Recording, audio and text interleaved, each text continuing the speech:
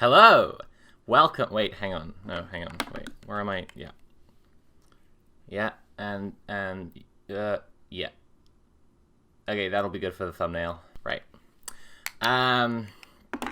Welcome to this video. It's an unscripted video, unlike my usual ones, but I wanted to get down a few of my predictions because today, the 21st of December 2021, is the day before The Matrix Resurrections is going to come out, and unlike a lot of movie critics, I am very excited about it. I've heard a lot of people say that it's philosophical mumbo-jumbo, that it's got a woke agenda, that it's too invested in intellectual fart-sniffing, and let me tell you, that excites me more than anything. That makes me only more excited for this movie. But I wanted to get down a few of my predictions based on clips that have been shared, based on trailers, and based also on, obviously, the video that I made with my good pal Sarah Zedek. The Matrix sequels are good, actually, where we talk about everything that the Matrix series has been about so far. And in that video, we made some predictions as well about what would be going on in the new movie. I like to kind of update that a little. I'm putting this out today. It comes out tomorrow. I'm going to go see it, lateral flow test allowing, and then if I turn out to be right about everything, everyone can share this all around, like, whoa, look, she's like the Oracle of the Matrix, but not the one in the movie, like one for the movie who knows the movie really good. And if I'm wrong about everything, I can just delete the video. Pretty clever. So, predictions. We already said in the video before that we hope it will be more explicitly transgender, and I don't know that that's the case.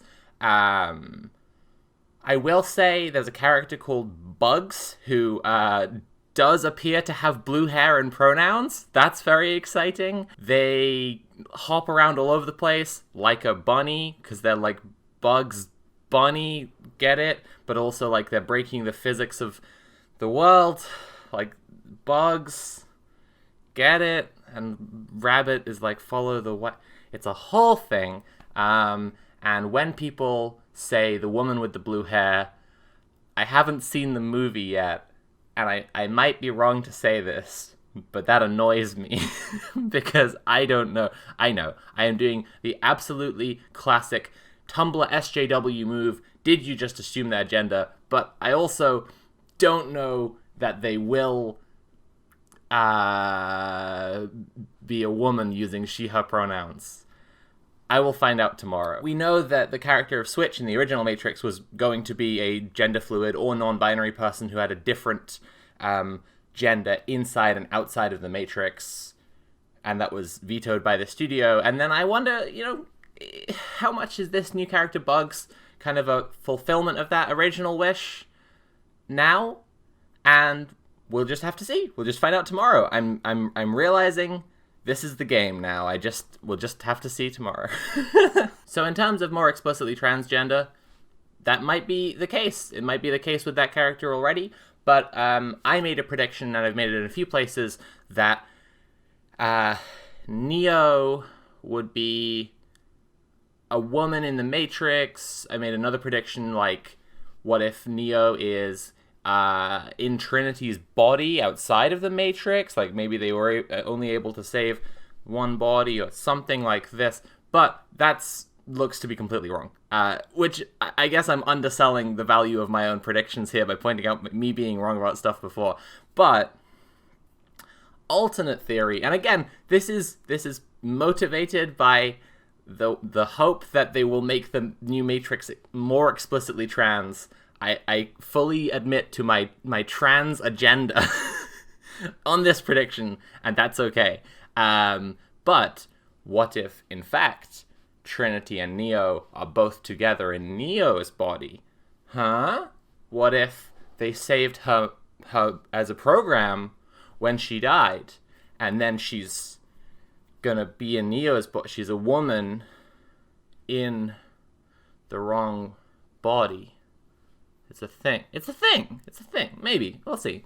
We'll see what happens. But in the trailers, it's obvious that Trinity has some kind of weird deal going on. She does that scream thing, and there's like another person in the scream when she like spreads out like, "Wah, what's that about? Is she inhabiting a different body there? Maybe she is just a program now, and she is able to leap between different people the way that Agent Smith was able to leap between different real physical people in previous films."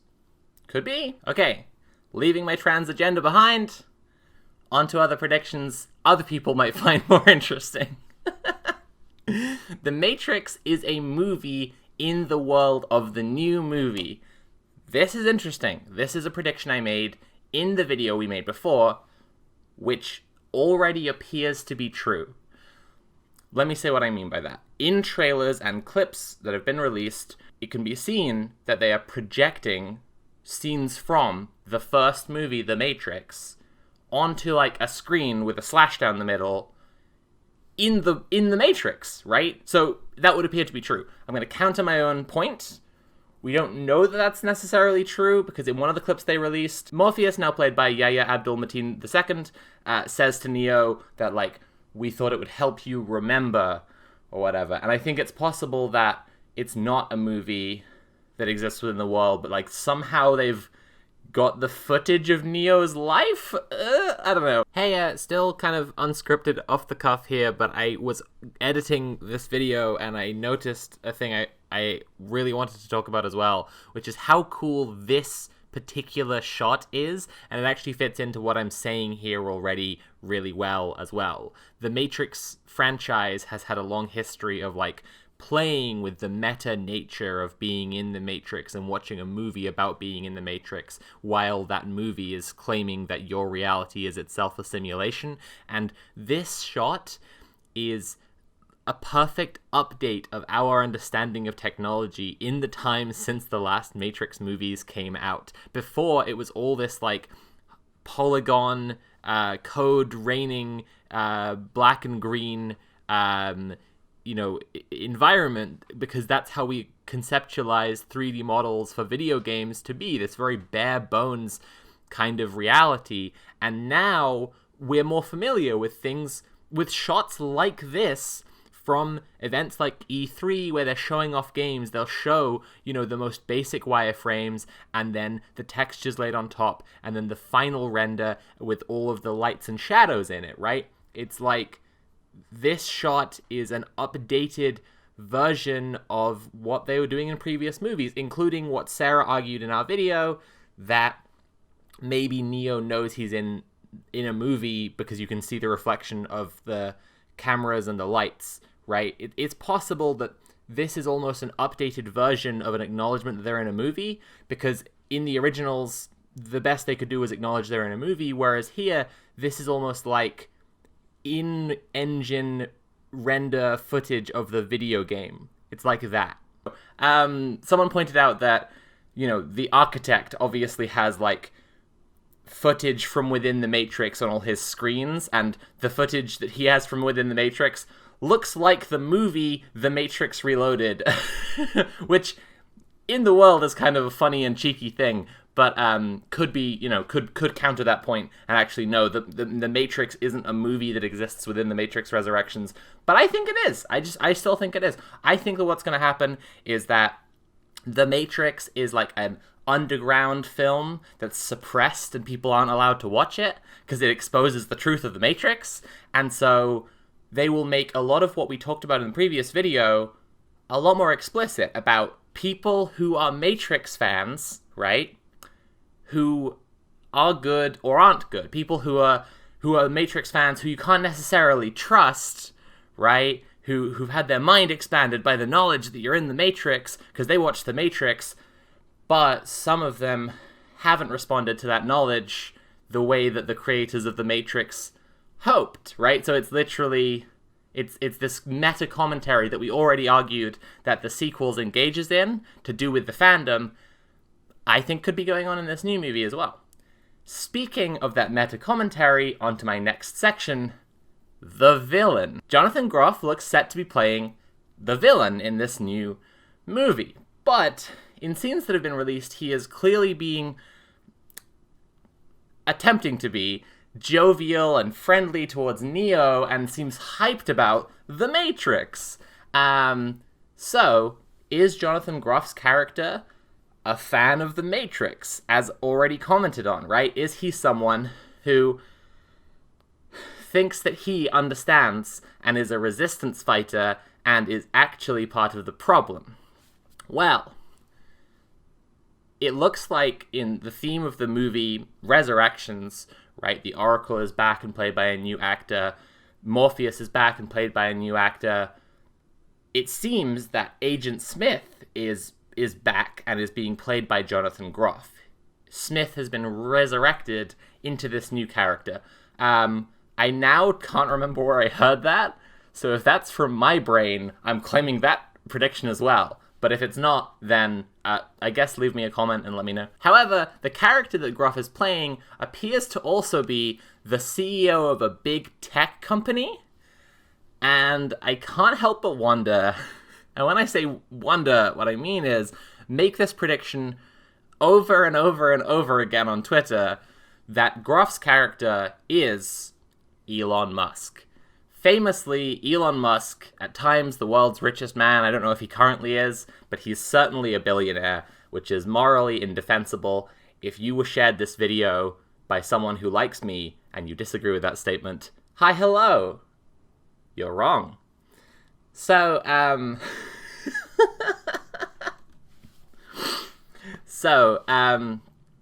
Musk likes The Matrix, and he thinks of himself as the hero of The Matrix, like everyone who likes The Matrix does. That's, how power fantasies work. And like a lot of tech bros, Elon Musk likes The Matrix while he is doing things that contribute to the dissolution and destruction of the world, both societal and environmental. For example, he is a big promoter of cryptocurrency and NFTs, which I will bring back around in a second.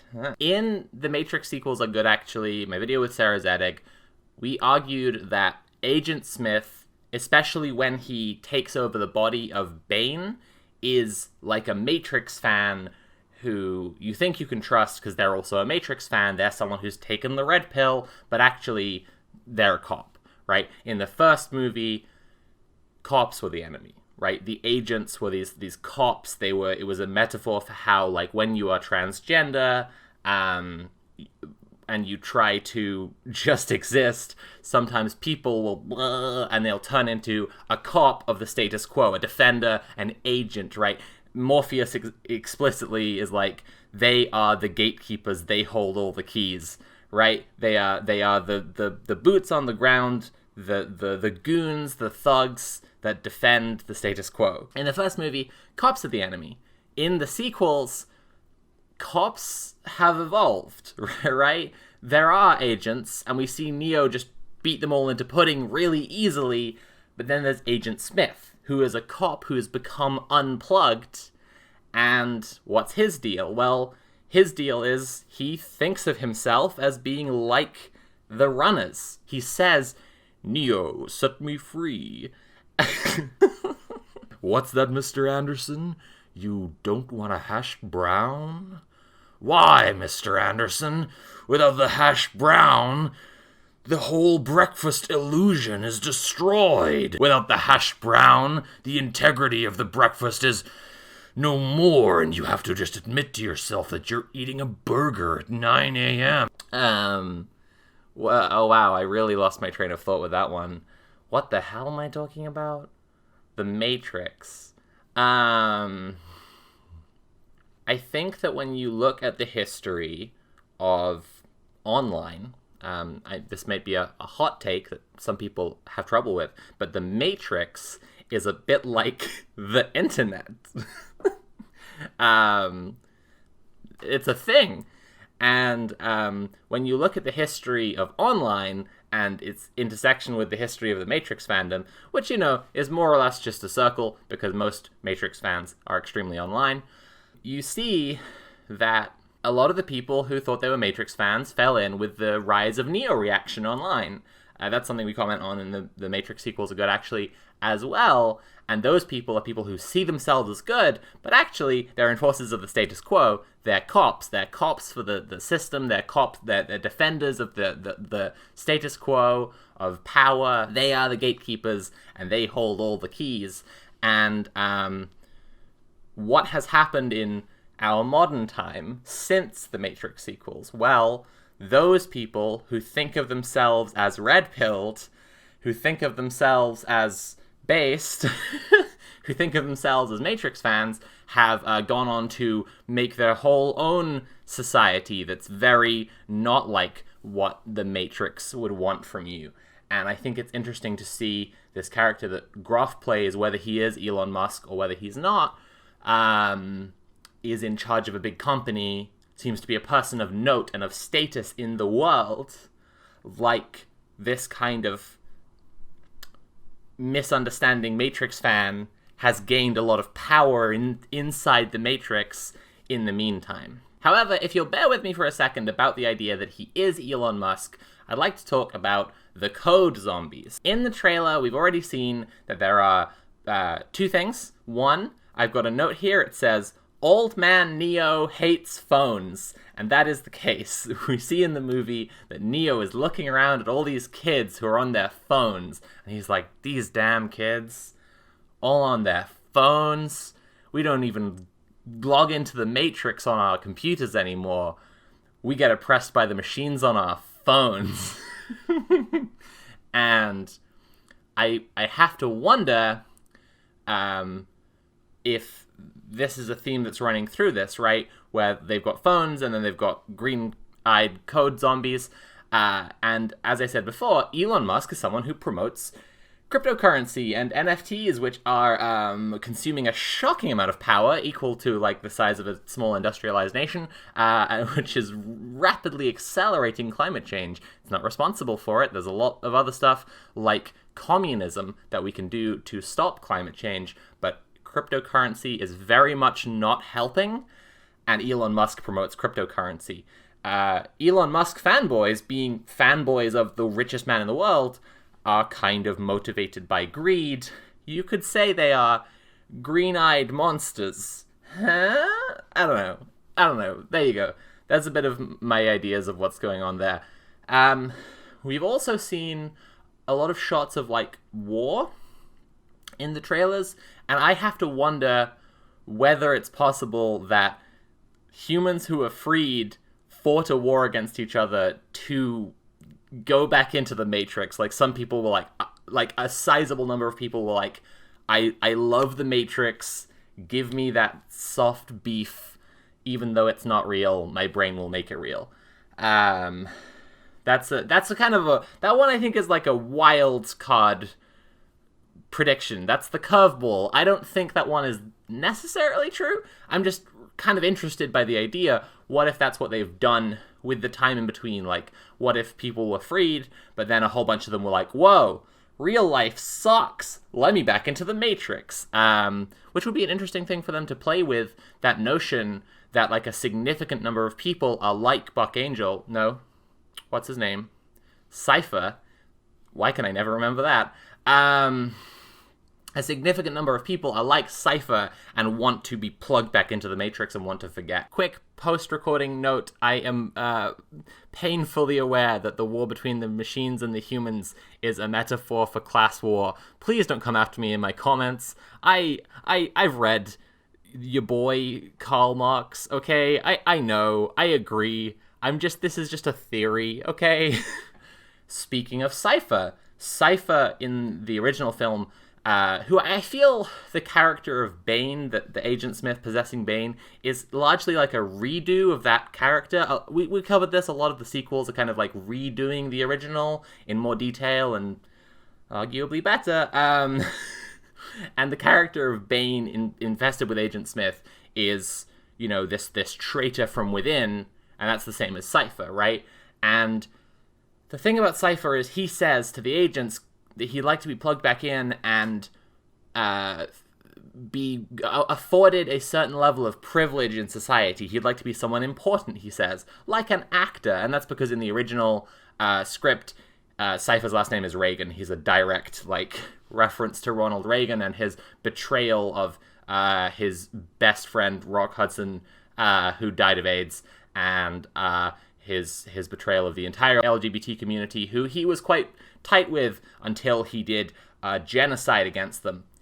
Cool guy, Ronald Reagan, enjoy hell. But I wonder if this Jonathan Groff character has been plugged back in and given a certain level of importance within the Matrix. This is another theory I have.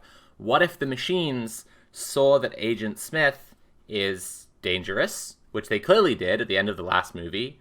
What if they wanted a way to plug him back into the Matrix in a way that he would be satisfied by? So what if they gave him a certain level of privilege within society to pacify him? And then this movie is exploring what a terrible idea that is with fascists. Don't give fascists power in society because they will use it to try to kill everyone. That could be what the movie's about. And that's probably my best shot, honestly. My last and most important prediction is that many, many, many cisgendered people who are not internet communists will hate this movie, and I will love it. And that is the single most important prediction for today. Like I said, if you like this vid, if these things turn out to be true, go tell people how clever and cool I am. If all these things are wrong, you aren't seeing this video anymore. So, have a nice day, and I hope you all enjoy The Matrix.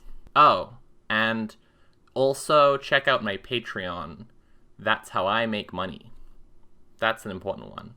Also my podcast, Rolling with Rainbows, where we play tabletop role-playing games. That's also an important one. How long are end screens allowed to be on YouTube for? 20 seconds? Have I been talking for 20 seconds now? It's patreon.com/Sophie from Mars. That's me. That's gotta be 20 seconds now.